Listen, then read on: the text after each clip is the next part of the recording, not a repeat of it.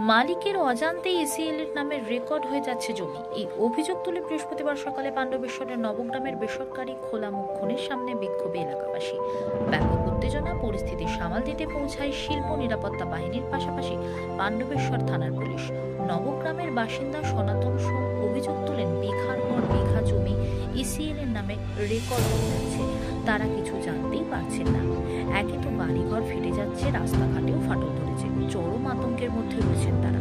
তারই মধ্যে তাদের অজান্তেই বিঘার পর বিঘা জমি হয়ে যাচ্ছে ইসিএল এর নামে রেকর্ড।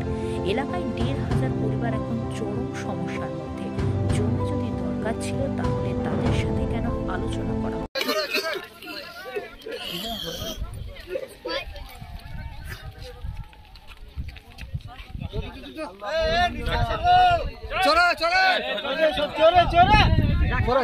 আমাদের এই নবগ্রামের আজকে ঘর বাড়ি ভাঙচুর হচ্ছে। আমাদের যাদের নামে জমি, সেই জমি ইসিএলের নামে রেকর্ড হয়ে যাচ্ছে। আমরা কিছু জানতে পারছি না, তাই আজকে গোটা গ্রামের সবাই এসেছে। আমরা আজকে তাই এখানে বন্ধ করেছি এবং এই যদি নিয়ে আমাদের সঙ্গে বসা না যায় তাহলে আমরা আগামী দিন আরও বৃহত্তর আন্দোলনে যাব। এর জন্য আমাদের কিছু করার থাকবে না। কতগুলি পরিবার আছে আপনাদের নবগ্রামে? এখানে আমাদের প্রায় 1000 থেকে 1200 পরিবার আছে। সবাই একমত যে গ্রামের সুস্থভাবে গ্রাম আমাদের সঙ্গে বসে আলোচনা করে তবে জমি নেওয়া হোক। আজ প্রচুর মানুষের অনেক ক্ষতি হয়ে গেছে। যারা দিন এনে দিন খায় তাদের ছাদ মানে অ্যাসবেস্টার ভেঙে গেছে, তার কোনো ক্ষতিপূরণ পায় না। তার জন্য আমরা বারবার করে বলছি যে আমাদের সঙ্গে বসে আমাদের সঙ্গে একটা আলোচনার মাধ্যমে যা কিছু করার করুক। কি নাম আপনার? আমার নাম বাবু মুখার্জি।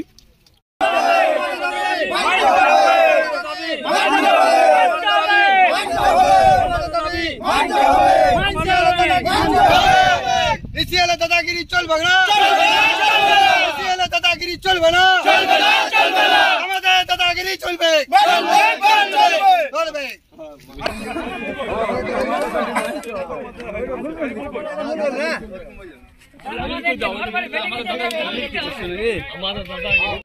সমস্ত জমি জায়গা আমাদের নিজের নামে থেকে কেটে ইসিএল নামে হস্তান্তর করে নিয়েছে।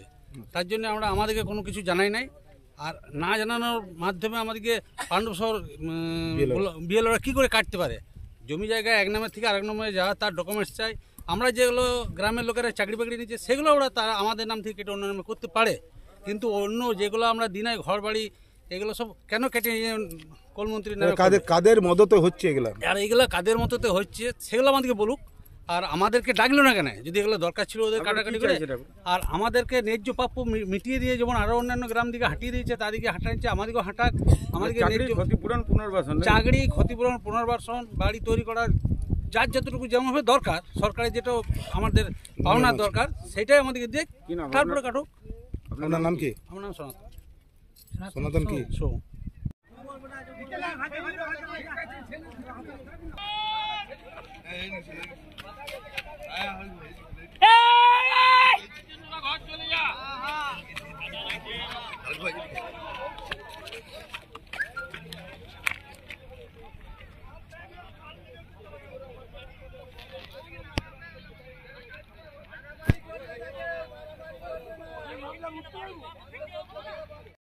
মানছি না, মানবো না। জিএমএর জুলুমবাজি মানছি না, মানবো না। বিএলওর জুলুমবাজি মানছি না, মানবো না।